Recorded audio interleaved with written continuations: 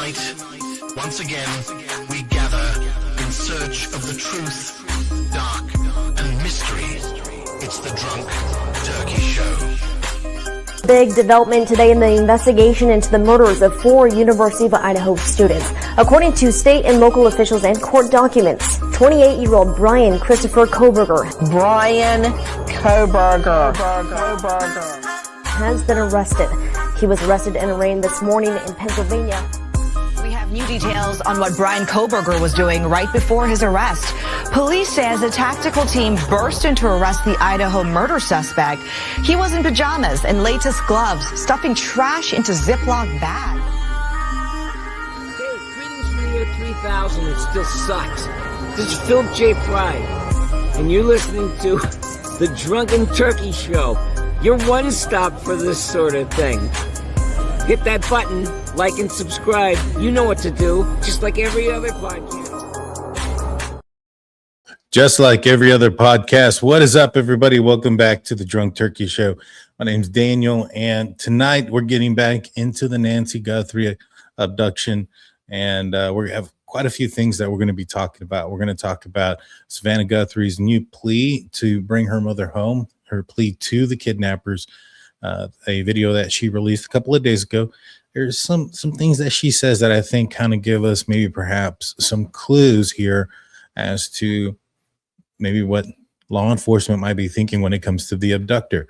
And then we're also going to go into some information that was released by the Sheriff Nanos, in an interview where he mentioned quite a bit of where the investigation is, quite a bit about the DNA, and I think there's quite to tell from it as far as where I think they are in this investigation. So we're going to break down all those things.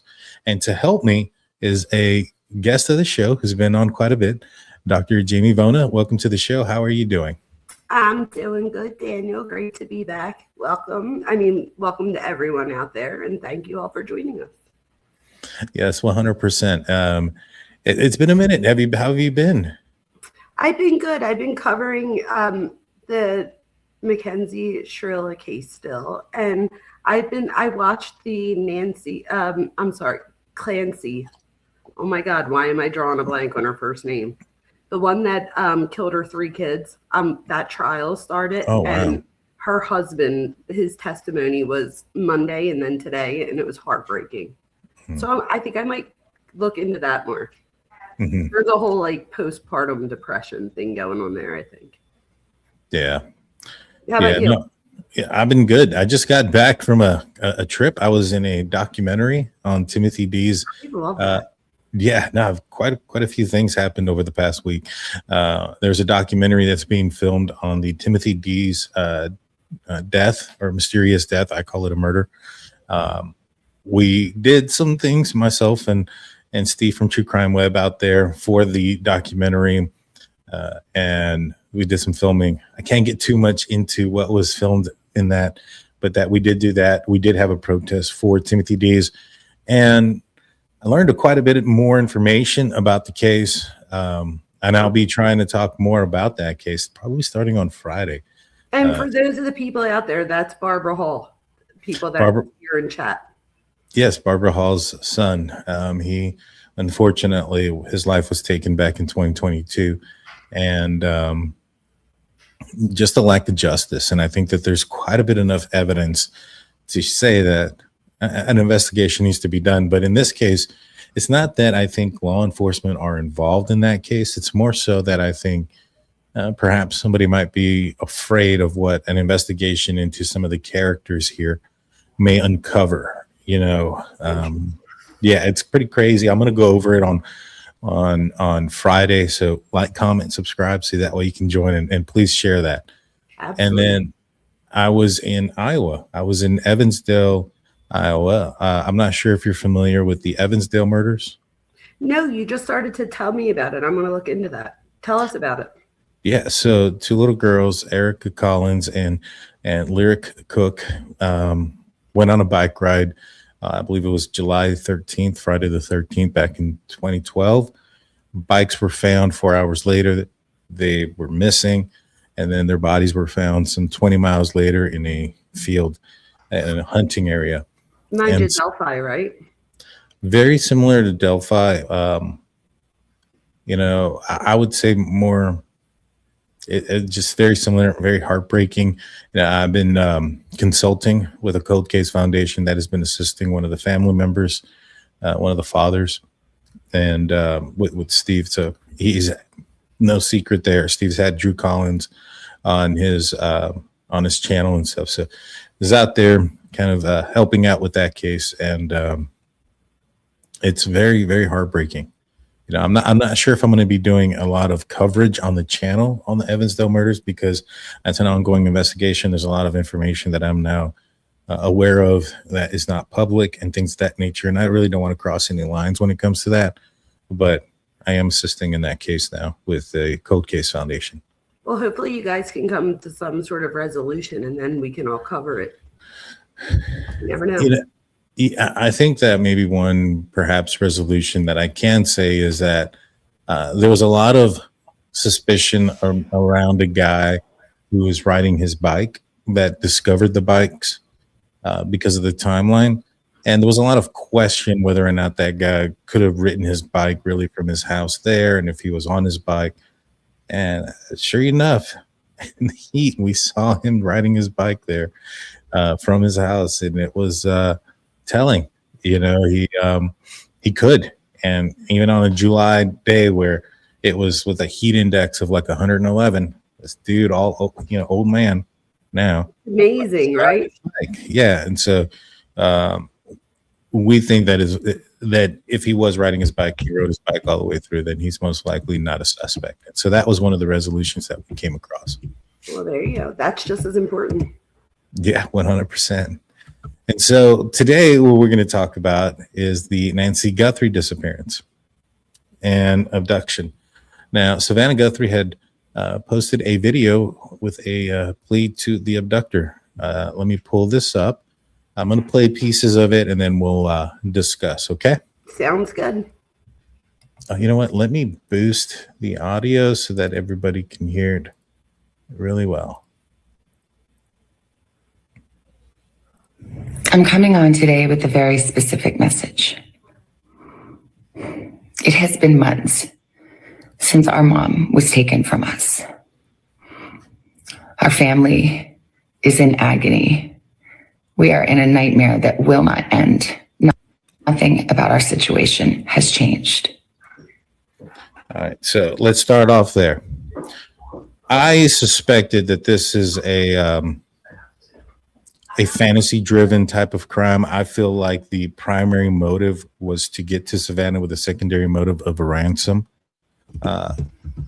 You know, if this is true, right, where this person, you know, his motivation is has to do with the, I guess, how they feel, or not how they feel. If the motivation is to get to Savannah, this type of comment about how she's feeling and her family feeling, how would that react towards an abductor who might have been wanting this reaction? So, well, first, a fantasy motive would mean that the offender may have abducted Nancy to enact some sort of internal rehearsed psychological scenario. So not just simply to obtain money. So the fantasy is their imagined script that involves the victim, sometimes the family, law enforcement, or the public response, right? So it doesn't just mean that the crime was imaginary or that the offender was necessarily, you know, crazy or something. We'll see that. But we're talking about somebody that's looking at things like control. If this is something like you and I both think, like a revenge or a grievance type offense, with maybe a parasocial relationship, which would be a one-way relationship for those of the people that might be watching us for the first time or don't know, just meaning that maybe Savannah is doing her news coverage, not realizing, right, just sharing with us parts of her life as parts of her job and feeling comfortable with the nation to share these things. But somebody else could be out there that could be interpreting the things that she's saying in a way that enacts a fantasy of their own. So they could have a relationship and get to know Savannah without her ever even knowing that this person's alive. So I think that needed to be said before we, I answer that. So by talking about her family and stuff, if this is a person that that the control is a big deal for them, then that would, that would be good. The fact that she's even talking out would probably feed that fantasy, in my opinion, because she's speaking to them specifically. What do you think? I agree, and I think that when we looked at the that last statement that she had made, or maybe not the last one, but when she had made the statement and people were making the comparisons between what she was saying and Silence of the Lambs. After that, I had Jennifer Coffindaffer on the channel, and she reminded me, as she's a former FBI agent, that, and she was actually in Quantico during the time that they were filming that, which is pretty awesome on her part. It is pretty cool. That what they did in that film was they brought in a lot of FBI, so that way they could mimic what FBI response and what the FBI would have told the family to say in there. So it wasn't necessarily this situation of life imitating art, but the opposite of art imitating what true life is. And so with that being said, Brian Enton had reported that it was under his belief that to his sources that law enforcement somewhat had a hand in what was being said. And I believe that if that was the case in this one, that's most likely the case in others. With that in mind, what I've noticed is that law enforcement is kind of directing these. They've only directed Savannah to speak. They haven't directed anybody else. Annie hasn't spoken. Savannah's brother hasn't spoken. To me, that tells me that this is that law enforcement are indicating that she is possibly the primary objection. What do you think about that? I totally agree with that, and I think that she thinks that as well. So, excuse me. I think she's even said before in one of her prior pleas, if you will, if that's what we're calling it, that that she says, she tells us that she thinks that it could have been something related to her. And again, none of this is to blame her. I want people to keep that in mind. Nobody's putting any blame here. This is in the mind of the offender. So I totally agree with that, and I also think that same thing with the Silence of the Lambs thing, that it was more the movies borrowing from real life. Correct. And I mean, it did start off with "Hello, Savannah," so I thought I would assume, the ransom note, that is, which I'm not necessarily certain that the ransom notes from the two that people are attributing as possibly being from the same person. I'm not sure that both of those are really from the same person. One of the things that was, I guess, said that made people believe that they were is that they came from the same IP address, and that was debunked. That was not true. People mentioned that it was the tone of the letters and the way that those notes came in, because they were similar, that they may have came from the same person. I didn't think the tone of them were the same. You had one that was very cold, malice. Here's a date. Here's an amount. There's no negotiations. You're not going to contact us again. If you don't pay by this date, the amount goes up to this date. And if you don't pay by that date, then she's dead. And that they even go into it and says that that Nancy's aware of this, and she's aware of the terms and aware that the ball basically is in your court. And then the second note is like, we didn't intend to do this. She died shortly after her abduction, etc. And, so I didn't think the tones were similar at all. What do you think? I didn't either. I was on the same page as you with that one. The language didn't seem to come together. Also, what I'm thinking of this more as a fantasy revenge type thing. So to me, that would be more than just a ransom. But I also didn't think that the tones themselves match. I also, while we were just talking about this, I'm still thinking about your original question about the very beginning of this message, and I'm thinking about it real quick. And I thought about it. She actually says that she's coming in with a specific message today. So that literally says to me that she's narrowing the audience there, right? So that, I wonder if that wording was chosen specifically because now she's not asking viewers in general. She's narrowing it down to a specific person. So it's almost like you know who you are and this is for you. That might, increase the attention of the person listening because the plea is very personal as opposed to performative. Does that make sense? I think it does. Now, and I know that we probably shouldn't do this because it's probably the most inappropriate thing to do, but as a person that studies psychology, a person whose maybe perhaps goal was to have this type of reaction, was to make her feel a certain way, her coming out and saying this, what type of reaction could we expect from the perpetrator? Would we expect maybe perhaps them to reach out? Could we expect them to celebrate? Could we expect them to try to maybe commit this crime again? What do you think? What kind of reaction are you thinking they're trying to elicit out of this? So I think that this might make that person feel there's probably like a cat and mouse excitement here for them, in my opinion. And again, we're not diagnosing, but talking about the behavior of somebody that might do this. So this might, you have to remember, this might be like messages or clues or changing demands. And this can all allow someone to imagine themselves outsmarting the investigators. It's almost like they can't solve this, so she's speaking right out to me. So I think that, in my opinion, that this may strengthen this person's fantasy or imagine personal connection, that it might strengthen that. And that, I don't know, I guess there's like a cat and mouse thing here, right? Like you want to reach out and say something, but at the same time, I don't know if rewarding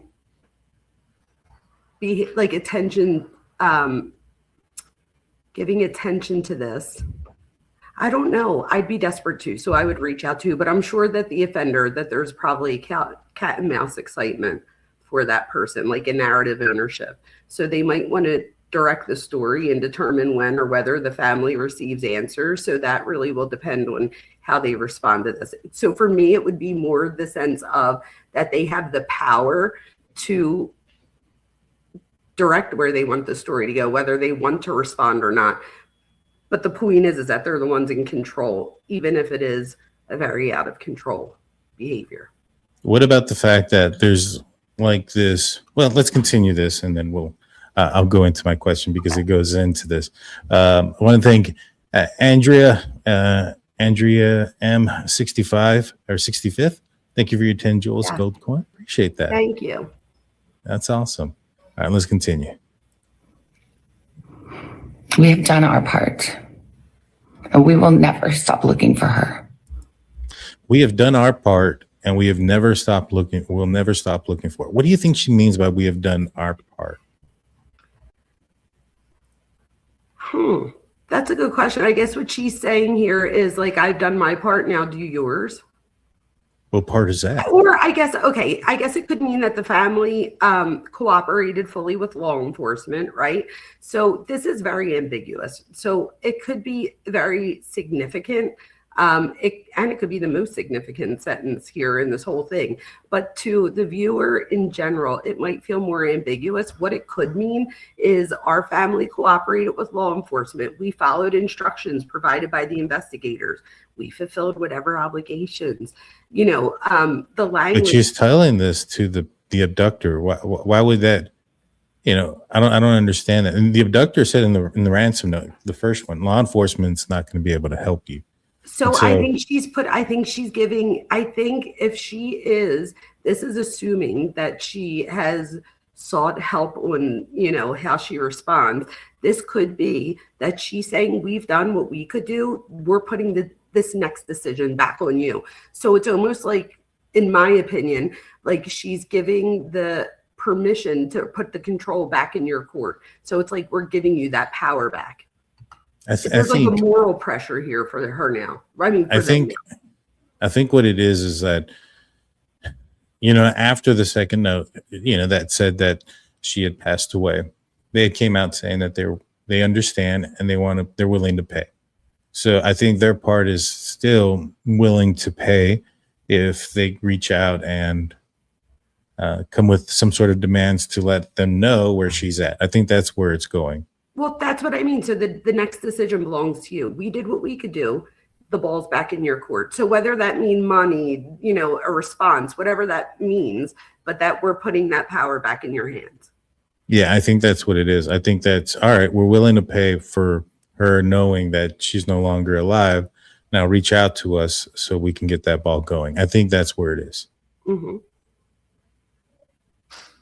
We will always ache for her and feel that hole in our hearts. The world can be a cruel and unforgiving place, and I know that you have tried to do things the right way. So, I mean, what do you think she's alluding to, where the world can always be a cruel and hard place, and that we know you've tried to do things the right way? I mean, are they alluding to the second ransom note that she passed? What do you think?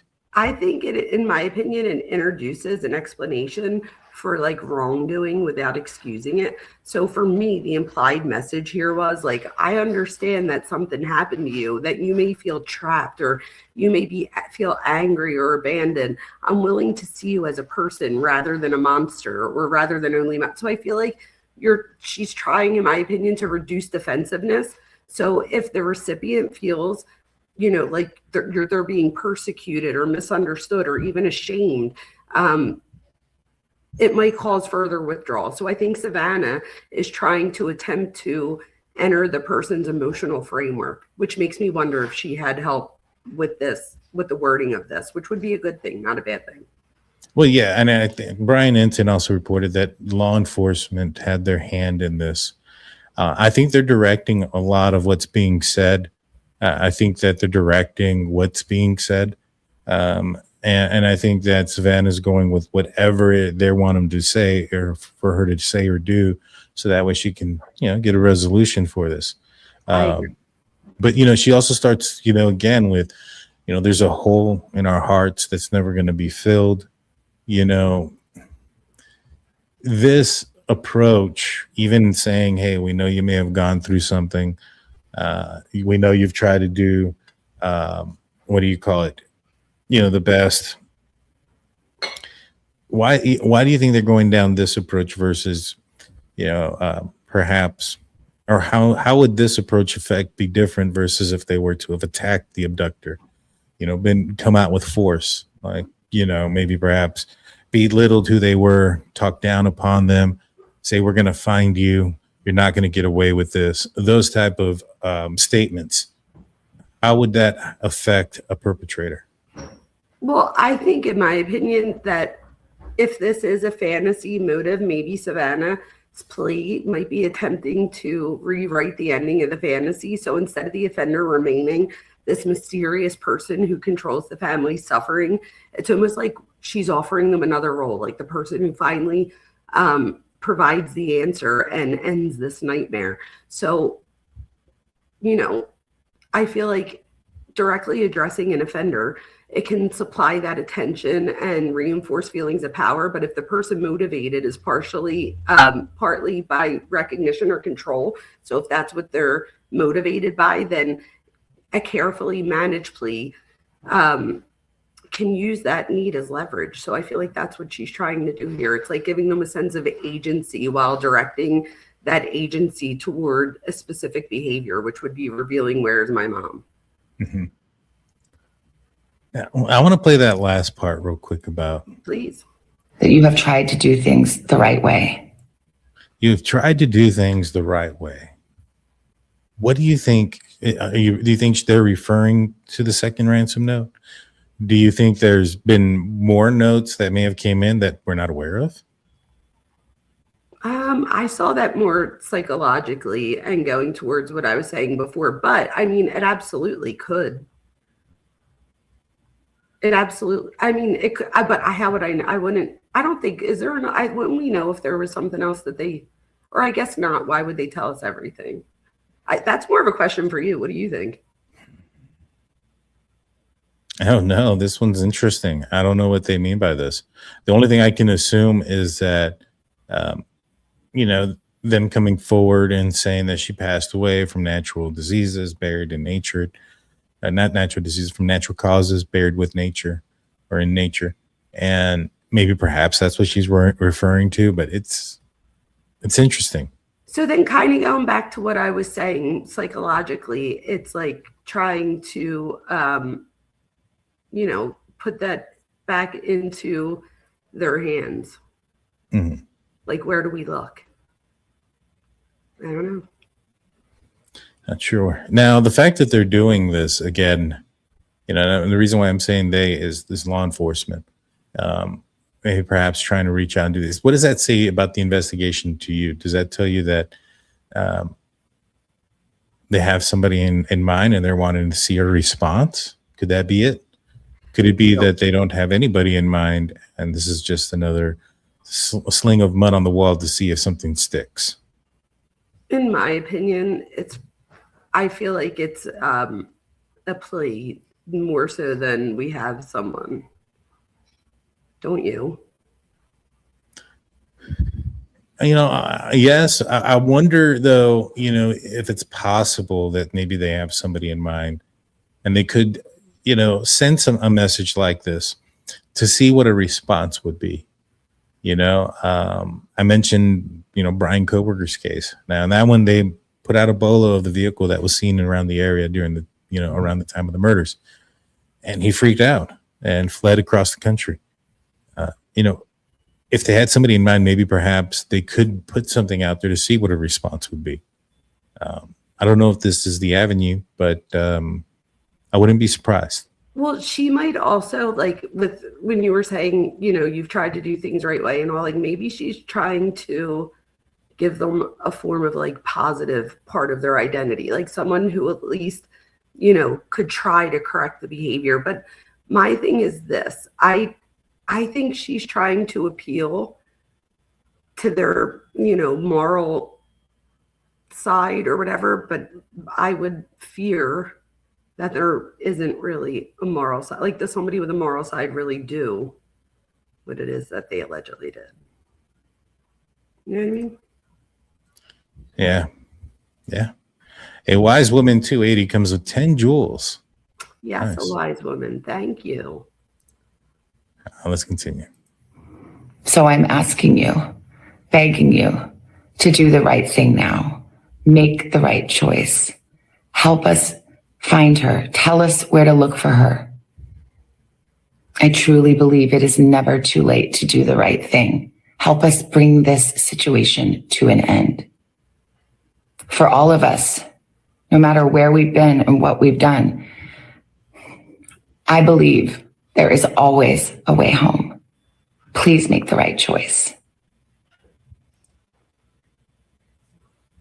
So begging and pleading to do the right thing, to make the right choice, and tell them where Nancy is.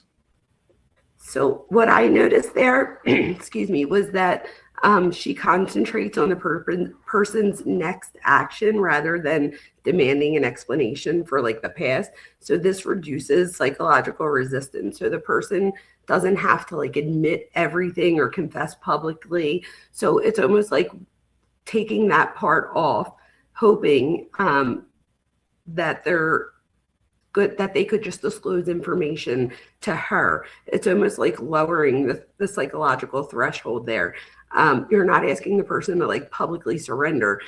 If anything, you're asking them, you're pleading to them, hoping that you're, like, opening up a sense of communication. Like, I'm willing to talk to you, just reach out. They just want her to come home. Like, she begs it for it, right? Like, help us find her. Tell us where to look. I feel like, you know, this is language that is saying, please, like, we need rescue. We need resolution to this. This family it's like an open wound for them. So for her, she's, in my opinion, offering an end, not only to her family's agony, but also to whatever fear, pressure, secrecy, psychological burden the other person may be carrying. It's a good point. That's a good point. The solid answer there. And I think you're right. And I hope it works. I hope that they come forward and at least, give some information so that way they could bury her remains and have peace in that. I'm not sure, they are because of the possibility of them getting caught.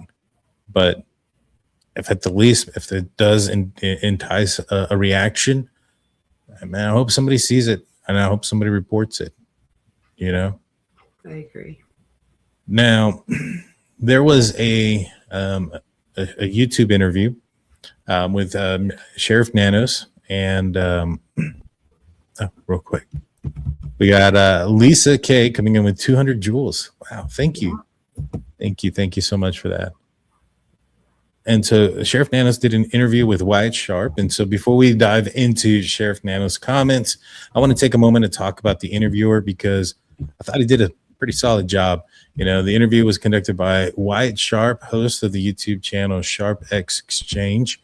Wyatt has quickly built a reputation as one of the younger journalists covering politics, current events, and high-profile criminal cases. I saw him on Ashley Banfield. He had actually interviewed her as well, and many others, including, I believe, some of Canada's politicians as well. He's very young. He's 17. Oh, wow. And, yeah. What's his name? His name is Wyatt Sharp. Wow. And, I like this approach. He was asking questions, didn't interrupt, and allowed Sheriff Nanos to speak. But he also asked him some very difficult questions, which I think really opened some information there. And I think he did a really great job. So I'd recommend going and checking out the full interview. What we're going to do is we're just going to talk a little bit about what was in there, and I'm going to show a small clip of it towards the middle. But I think that there was quite a bit that came out of it. So Wyatt starts off asking how close investigators are after 6 months and whether they're closer to identifying suspects and how frustrating the lack of answers have been.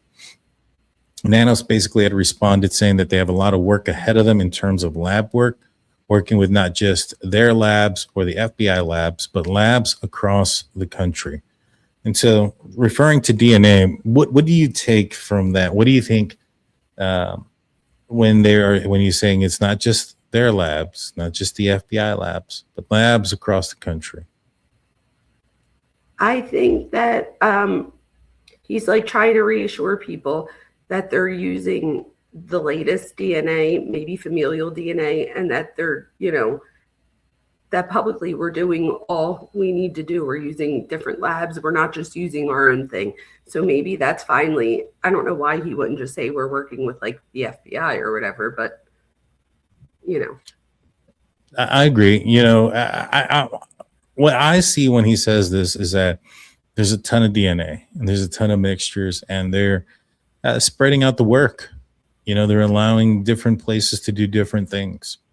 And I think the clip that I'm going to share kind of alludes to that as well.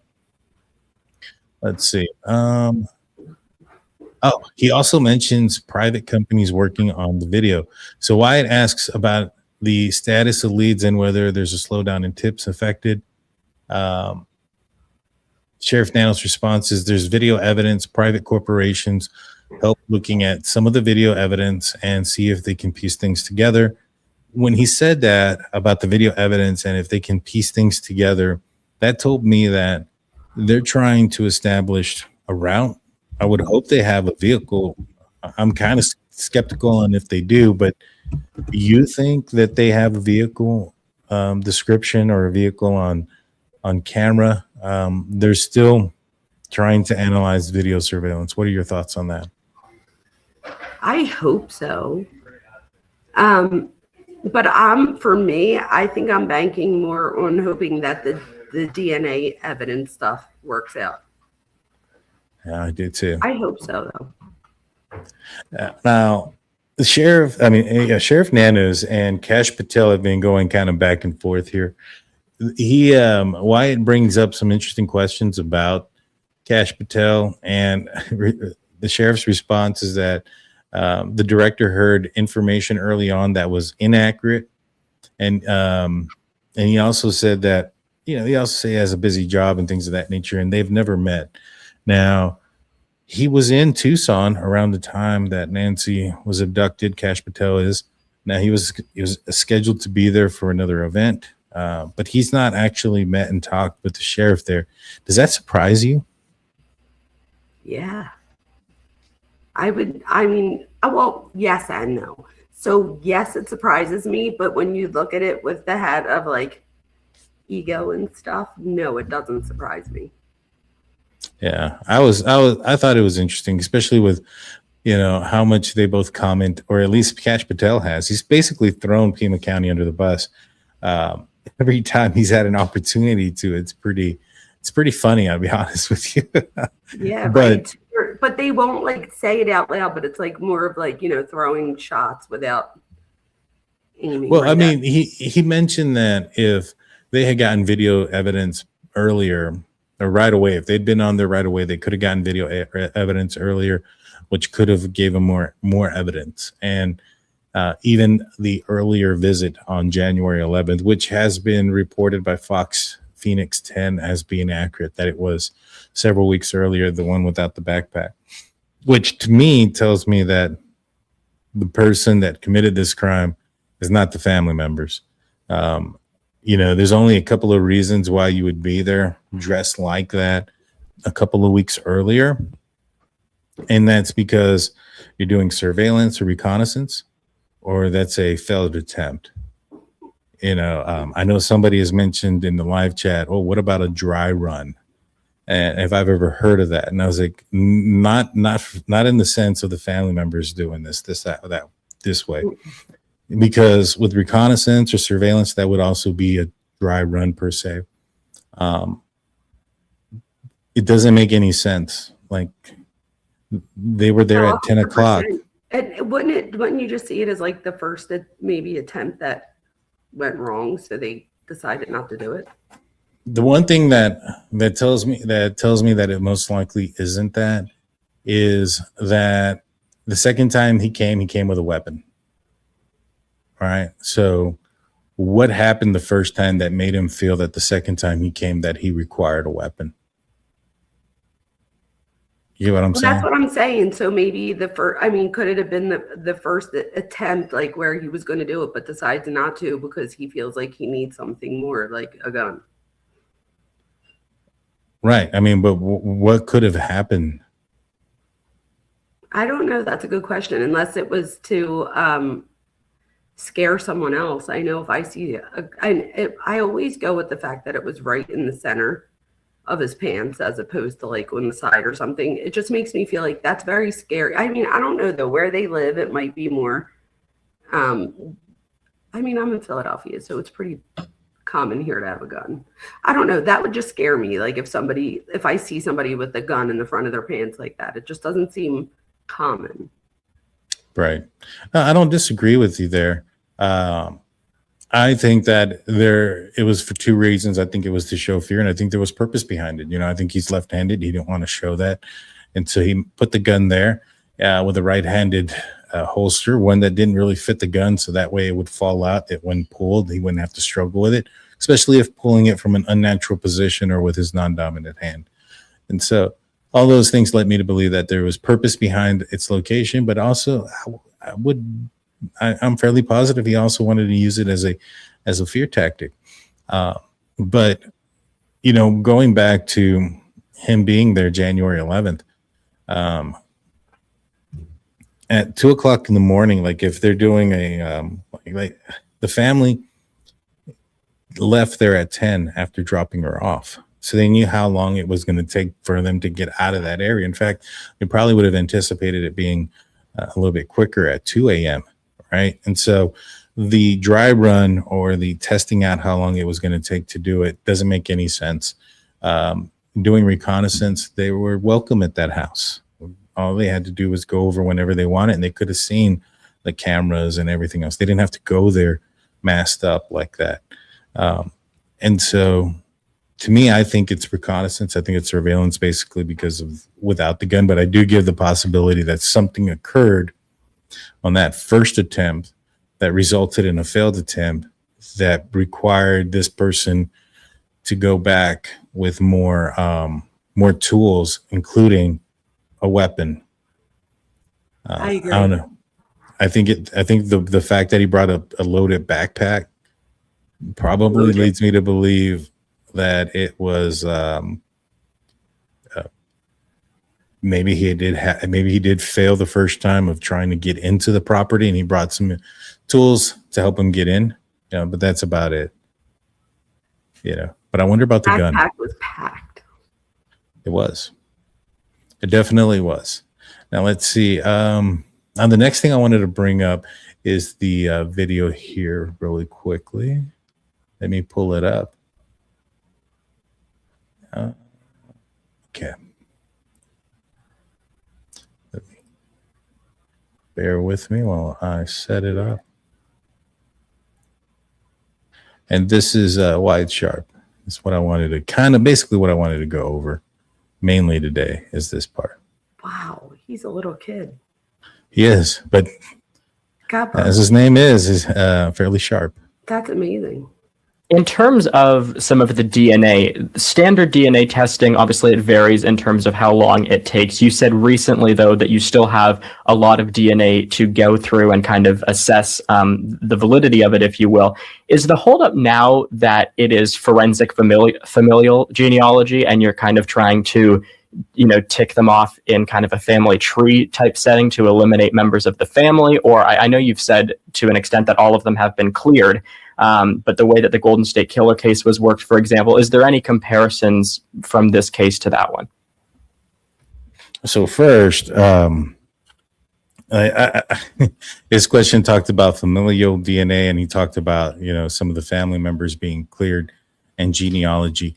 That's not entirely how genealogy works and stuff like that. So the genealogy from a standpoint of investigation, what happens is you'll have a piece of DNA that's unknown. You'll then submit it into one of these agencies that does the 21andMe, Ancestry, things of that nature that allow law enforcement officers to go in and compare their DNA, or to allow a submission of this DNA so that it could be compared to other DNA samples in the database to try to find family members of said person. And then from there, what you do is you'll get, let's just say it's a person, cousin, fourth time removed. And so the great grandfather and grandparent are the same. And so now you have to go through that person's lineage and then work it all the way down to see who their great grandchildren are. And there's going to be quite a few, because there's going to be a lot of branches there, depending on how far away that relative is. And so it's not necessarily has to do with, because he mentioned clearing the family. I know that genealogy doesn't work in that manner. Plus, yeah, the only thing I would add to that is that in the way that you said how it does work, in doing it that way, you could include or exclude the family, but that's not what it meant by familial DNA, is what you're saying. Right. So you could use familial DNA to include or exclude the family, including the rest of the population. So what they're trying to do is take the DNA and see where that DNA's family comes from, not the Guthrie family. Not necessarily. So if you were going to clear the family, all you'd have to do is compare no, that's the what I'm saying. family's He's DNA. not saying he was saying family, but I think he was talking Guthrie family. But what you're saying is that it works in that, in general, that they're not, because the word familial DNA is what I think messed the kid up. Right. No, and I understand that. Yes, but the family, you wouldn't need to do that. Now, all you'd have to do is get their DNA direct. Whether that's directly from them, you ask them, or you take it surreptitiously, which is secretly, from a trash can, from give them a soda, whatever, and then you compare their DNA directly to the DNA that you want to compare. You're absolutely right. That was so dumb of me. I'm like, that was so straight A stupid. But that's why I'm here for psychology and not the law enforcement piece. That's why we have you. Right, and that's why I've said if they're like leaning on genealogy at this point, and that's the avenue that they're going with, then the suspect is somebody that nobody's ever heard of, including law enforcement at this point. Because if they had, and they have DNA, and I'm not certain that say that they do, but if they do have DNA that they are certain belongs to the perpetrator, and they're having to do a genealogy, that means that they don't know who it is. Because all you would have to do is, once you have a suspect, is take their DNA, either secretly or with a warrant or with permission, and then compare it directly to the DNA that you have on file. You don't have to do the whole genealogy. There's no purpose behind doing that. You know what I mean? Cigarette butts, and there you go. True story. And these are how people have gotten caught. The pizza box in New York City was the Long Island serial killer. Yeah. Let's see. We have Lisa Kay coming with 200 jewels, Sunshine, and then we have a silver star, 200 jewels from Debbie Holcomb. Thank you. Yeah. And then Casey Marie comes in with 200 with 2 jewels as well. Thank you guys. All right, so let's continue. And now Sheriff Nanos is going to ramble a little bit, but then he's going to get to the point in about a minute. So we'll hear him ramble. So the DNA, first of all, I am no expert in DNA. When I started 20 years ago, it was just breaking out. My team is way above me and discussing that with me. They just get it and they understand it. And that makes me feel pretty comfortable in knowing the right people are working this case. But more important than just my investigators, it is the lab. Those are the scientists. And they have rules, just like courts. We have rules and procedures and policies we have to follow to keep the investigation credible. Of course. Labs are no different. They have their rules of science that they have to go through. So I think what you were asking is, are we at familial type of DNA, not just our genetic DNA? Yeah. Are we doing something to find, maybe it's the second cousin that, what I tell you is both. We're doing all of it. And that's really, the labs are doing it all. They're looking at genealogy, but they're also looking at specific pieces of evidence that they're hoping to get enough codi to say, this is who we're looking at. Now, I understood what he said. It took me a minute to understand what he said. But do you understand what he said? Is he an elected official? Because if I were running against him, I would just put this on the campaign thing and just play it on the commercials. Like, what the hell? There are so many things wrong with that, Daniel. One, what he just said was nonsensical. I know that you understood what he said, but if you look at it in the general scheme of things, it was nonsensical. And two, he just said that science is like 2 + 2 = 4. Like, we have like methods and research, and he just said that that's different than what they do at the police department, which was totally like, wait, what? Like, that just said to me, like, you could have alternative facts where he comes from. I just read that whole thing horribly. Like I said, he was going to ramble in the beginning, and then he's going to get to it. What he said is, when you come with familial DNA and you get like the second cousin and you go from there, that's when I explained that once you put in the DNA into a database and the nearest relative, in the database is a third cousin or cousin third time removed or a third cousin. And then you look at their great grandparents as the common ancestor there. And then you work your way down to see who are also the great grandchildren other than that person. So that's what he was getting to there. When it comes to what he was saying, though, all of it, and what I gathered from it is that, and this goes back to the amount of labs that are working here, I think that there's quite a bit of mixed DNA. I think as they are separating the mixed DNA, There's a lab that is comparing all the DNA and seeing if there's any abundance of DNA there. Like, for instance, you might have unidentified male A, B, C, D, right, throughout the house. And what you're looking for is one of those having multiple samples in multiple places. Now, as they also are unmixing them and checking comparisons to see how many times they come up, so that way they can determine that this might be the person who's responsible for this DNA, although unknown. At the same time, what they're doing is, as they're unmixing it, they're sending it off to different labs who are doing a genealogy to determine who they belong to. So, because even though there might be an abundance of unknown male DNA D, that could be because that was the person that rode in Nancy Guthrie's Uber immediately before she did, and she sat in the same spot as him and got all over his DNA and got his DNA all over the house. And so they still need to compare everybody's that is coming in to see if there is a reasonable explanation like that as to why their DNA would be in the home. So I think there's multiple things that are going on here. You have unmixed of DNA. You have comparisons against each other to see if there's an abundance of DNA that could prove that in the direction of this might be the DNA that you're looking for. And then you have genealogy of all the unmixed DNA as it starts to get unmixed, which is going to make this a very complicated DNA search. However, eventually, which it may take some time, eventually you may come up with a suspect. I just think it's going to take a while. Does that make sense? Did I explain it better? Yeah, absolutely. But the thing is, I feel like you understood what you said.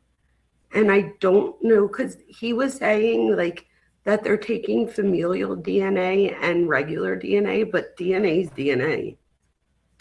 Right. No, he's saying they're doing it all because he's talking about the familial. When he mentions the familial stuff. No, not that part. I'm saying like he says that they're doing both things, that they're looking at familial DNA and regular DNA. But the way you explained it before, when you said like you could do person, like, you could just say, Daniel, could I have your DNA and look 1-to-1? Or you could do it this way. That's not how he explained it, though. Like, you explained it differently. Your way, I feel like you understood, too. I don't know that he understood what he was saying. Right. Well, when he said we're doing both, when he references familial DNA, I think he's just referencing genealogy in totality. He's like, we're doing genealogy work, Yes, and we're also doing.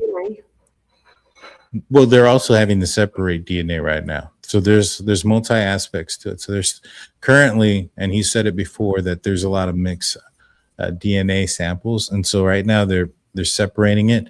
And I think what they're trying to do is trying to figure out if there's like an extra abundance of DNA throughout the house that's unknown that could lead them to their suspect. But at the same time, what they're doing is they're doing the genetic genealogy and the testing of DNA to determine if, like I mentioned, there's an abundance.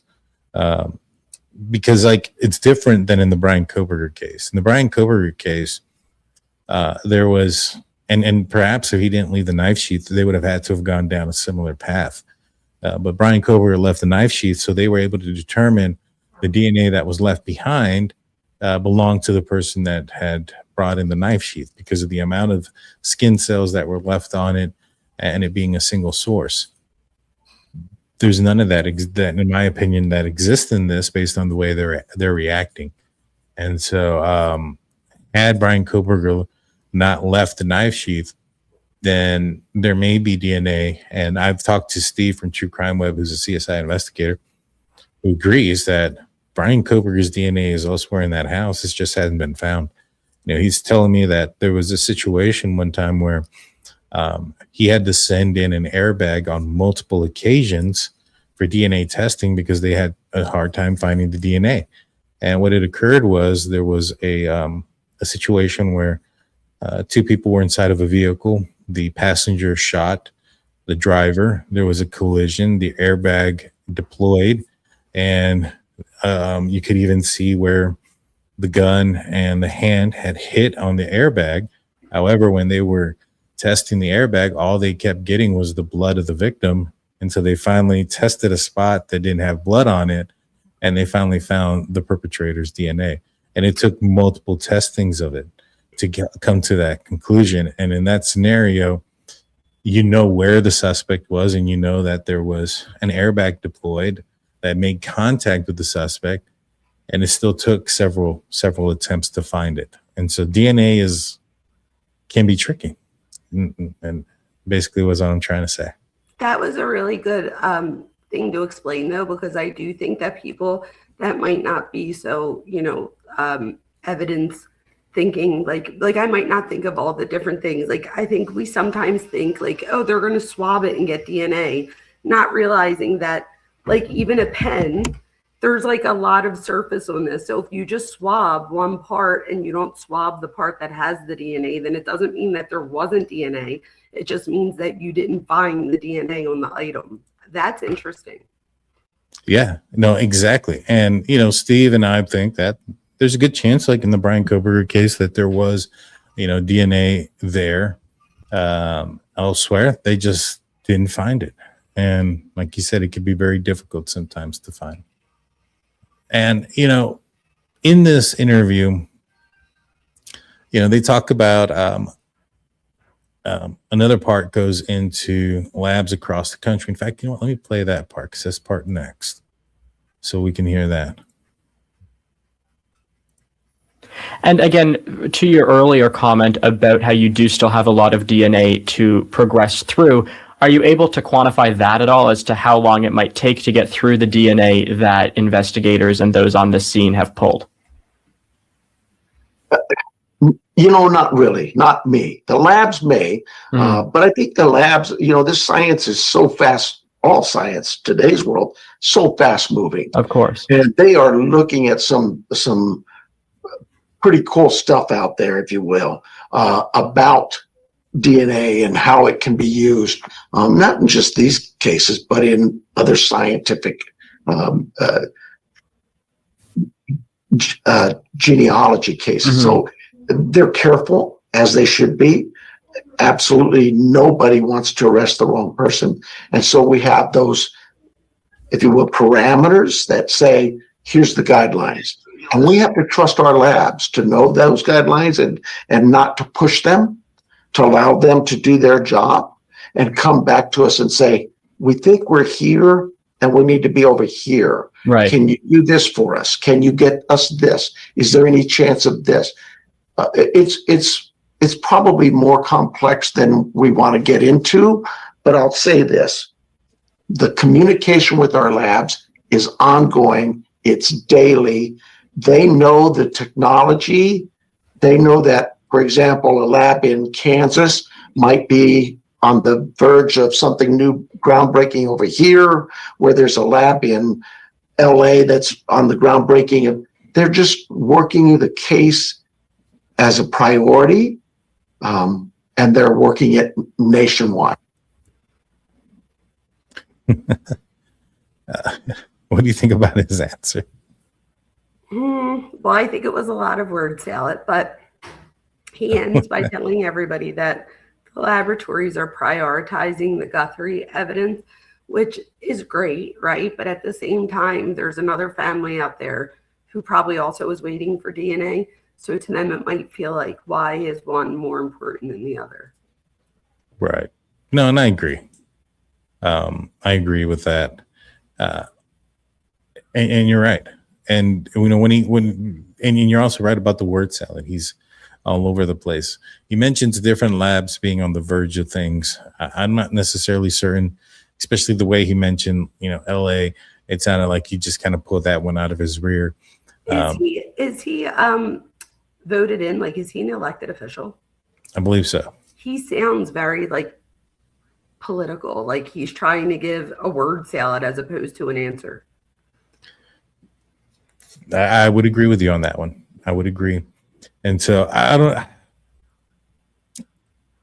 think Brian Ensign in a couple of places have reported that the case is going kind of cold.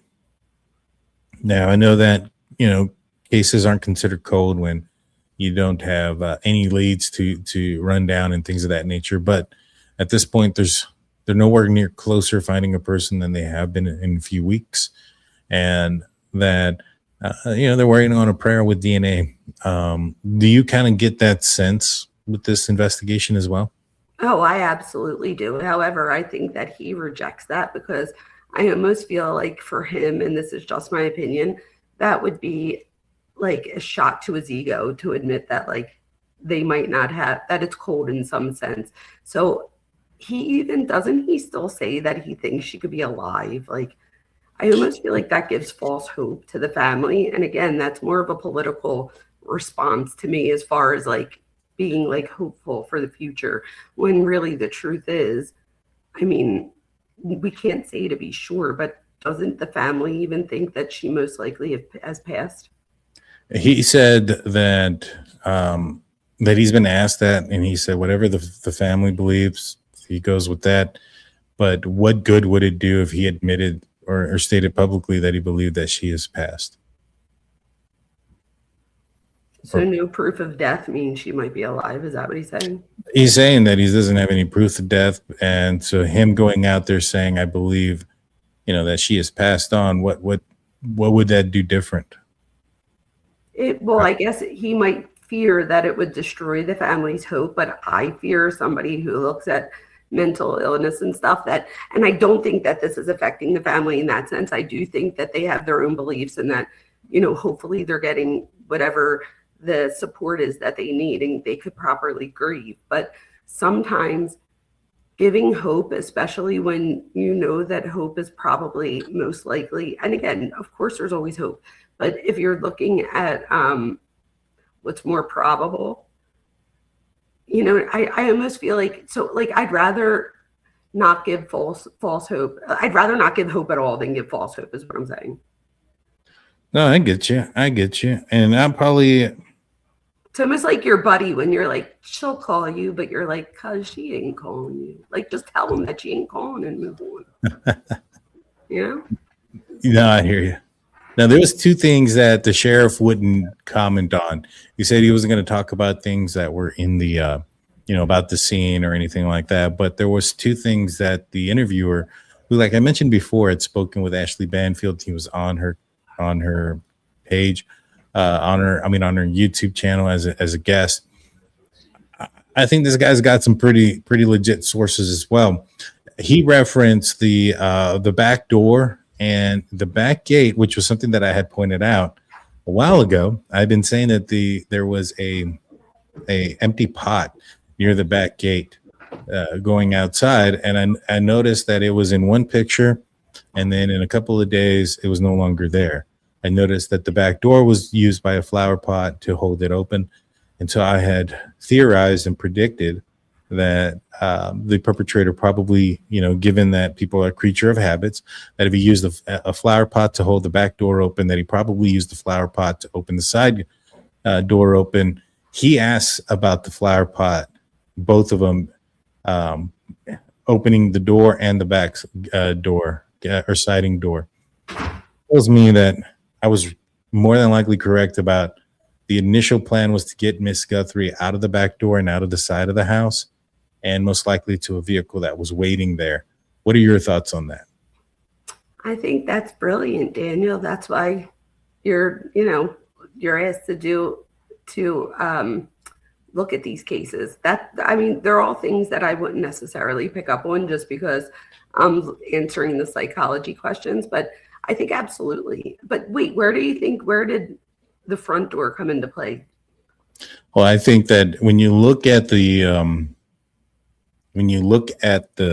house itself, I had said it before. I think that the abductors underestimated her mobility, and a change of plans had to occur. It is a shorter distance from Nancy's bedroom out the front door into the driveway there versus going through the entire house, out the back door, and then through the backyard out to the side of the house. And so I think that there was something had to change. There was a change in plans, and that this person needed to go a different direction. And I think that's why it ended up going down that way. And I think that, one of the things that makes me question the ransom notes is that in the first one, it says that they would return Nancy back to Tucson unharmed. However, she was already harmed. She was bleeding out that front door. Now, did the person that wrote that note not know that? You know what I'm saying? That would have been something else to have put down there instead of the white Apple Watch and, you know, the broken floodlights. Because I don't know. You know, I'm 50-50 on it. But given what we talked about earlier with Savannah, do you think that, you know, her speaking to the abductors that tends to lead maybe perhaps those notes are real? Or at least law enforcement believes that?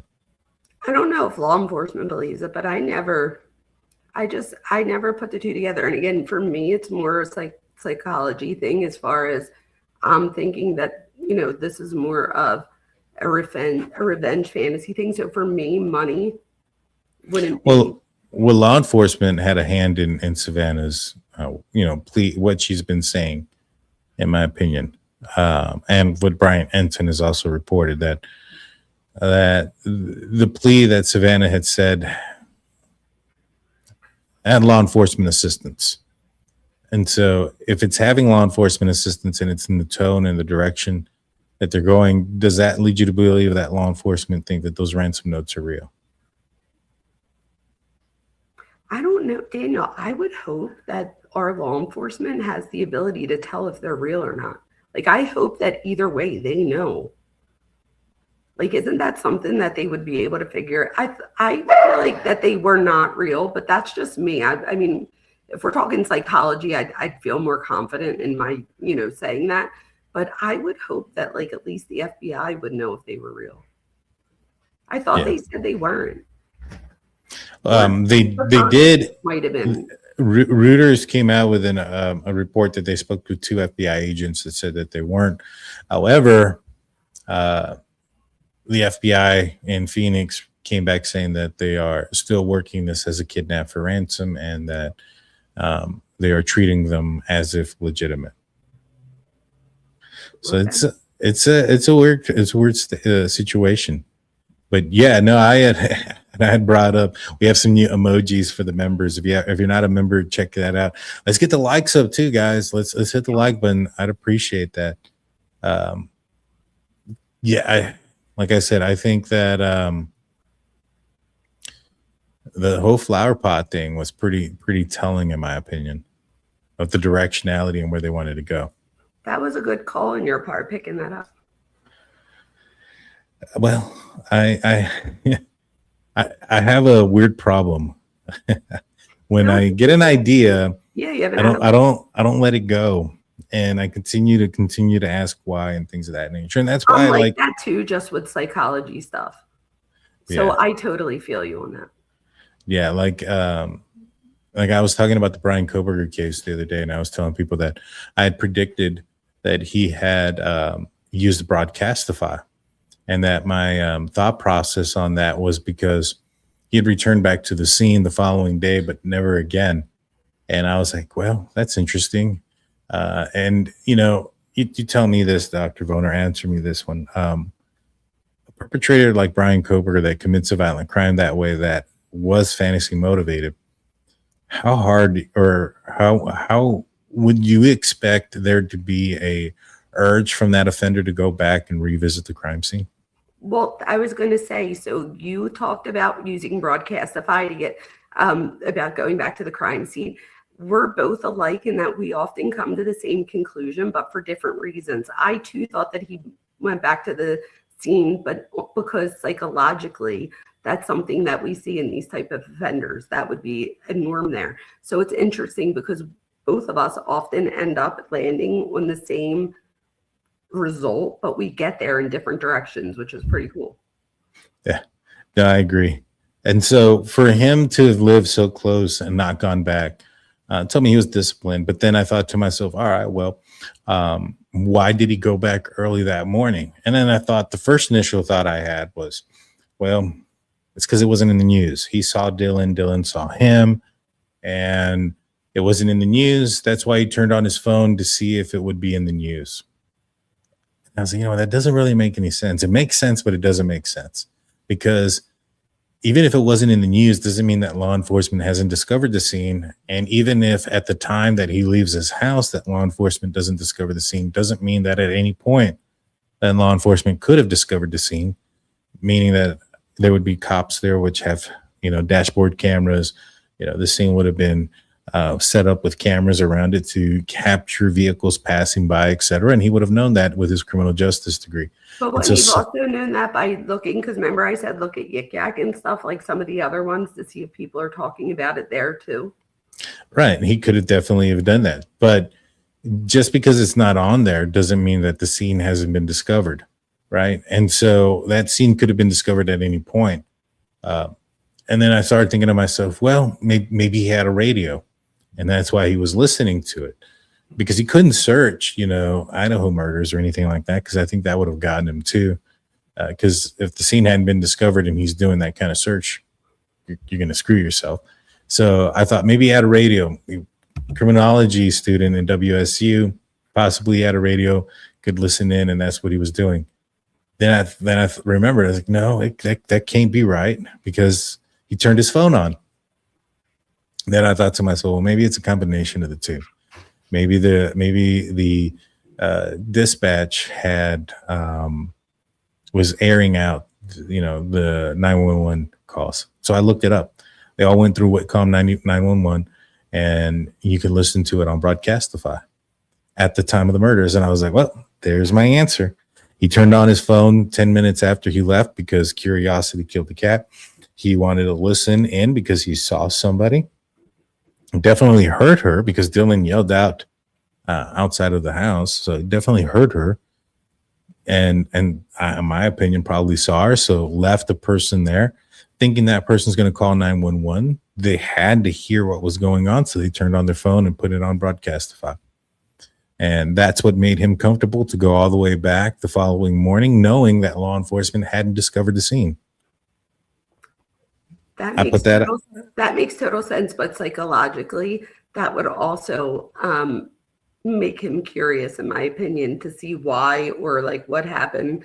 Sometimes to go back, and if there is law enforcement to, like some people go back even when law enforcement does discover the scene, and part of that is psychologically like them revisiting what they just did. So but you're absolutely right, that Broadcastify, he probably did expect to hear something any minute. And we find out after he pled. Listen, like, would he have been able to continue to listen to that at his apartment, right? Yeah. So he could have listened to that on probably the whole time. Probably. And we find out after the plea deal that he downloaded Broadcastify just before, on November 12th. The day before. Well, it was actually that night leading into November 13th. So he, I was able to predict that. And like I said, I could have come up with an answer and said, oh, it wasn't on the news, and just stuck with that. But because that question just stuck with me, and I was like, that's not it. That's not it. That's kind of how I am with this case too. I have a problem when I try to figure out something. I have to figure it out, and every avenue has to make sense to me. And so, and that's how I was able to think that the reason that the initial point of exit and entrance was supposed to be the backyard. And that made me question why he's even on camera in the front yard and the front camera.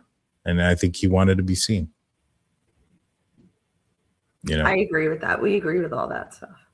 I agree with that. Well, we're over the hour mark. Is there anything you want to plug? Anything you want to tell people you have coming up? Of course. Do you know that I've heard a few times this week, people were like, I didn't know you had your own channel. I've seen you on Daniel, or I've seen you with John. You guys, I have a channel too.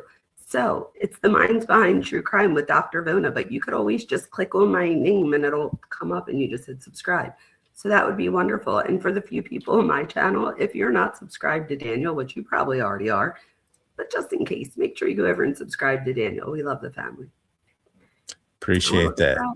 There it is. And I added that up while you were doing the intro.